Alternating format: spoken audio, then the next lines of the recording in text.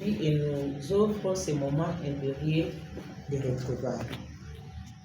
En effet, cet atelier revêt une signification importante parce qu'il vient soutenir l'engagement et la détermination de son Excellence Félix-Antoine Tshisekedi Tshilombo, président de la République du Congo et chef de l'État, à qui je rends les hommages les plus déférents pour la promotion de la jeunesse congolaise en général et celle du Kassai oriental en particulier.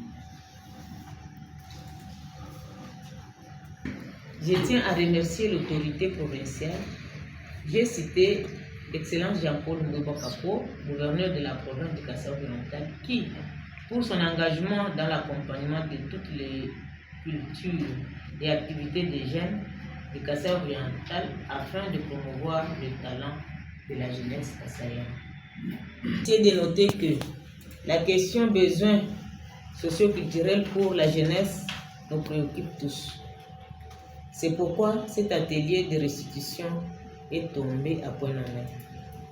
Aujourd'hui, nous avons le privilège de présenter le résultat de cette étude et de partager avec vous le projet Jeunesse créative, qui se vise à soutenir et promouvoir la créativité des jeunes artistiques et professionnels de la culture.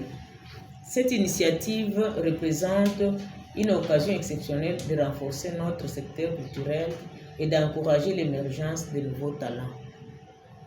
Chers participants, je ne doute pas que votre présence à cet atelier est un signe éloquent de l'importance que vous attachez à cette question qui, toute la République en parle, d'où le gouvernement provincial du Kassai oriental, à travers son commissariat en charge de culture et art, non seulement milite pour promouvoir la créativité des jeunes, mais également la conscientisation de cette communauté sur notre propre culture. À travers cet atelier, notre souhait est qu'ensemble, le gouvernement et les partenaires, dans un esprit de partenariat, nous avons l'opportunité de créer un environnement propice à l'épanouissement de la culture, de l'art et du patrimoine en Bujumaï. Je suis convaincu que cette rencontre sera l'occasion d'échanges fructueux, de collaborations enrichissantes, de nouvelles perspectives pour notre communauté culturelle. Chers participants, je termine mon propos en exprimant toute ma gratitude envers Enabel pour son partenariat précieux dans la réalisation de cette étude et dans la mise en œuvre du projet Jeunesse créative. Son engagement envers le développement culturel de notre province est une source d'inspiration pour nous tous. Je souhaite également remercier chaleureusement tous les opérateurs culturels, les artistes et les structures d'accompagnement qui ont répondu présents aujourd'hui. Votre participation active et votre soutien sont essentiels pour faire avancer notre secteur culturel. Je vous souhaite à tous une journée riche en découvertes et en inspiration. Merci de votre présence, de votre engagement vis-à-vis de la culture de notre ville, en particulier et de notre chère province de Kassai oriental en général. C'est sur ces mots que je déclare ouvert cet atelier de restitution des résultats et de l'étude des besoins socioculturels. Je vous remercie.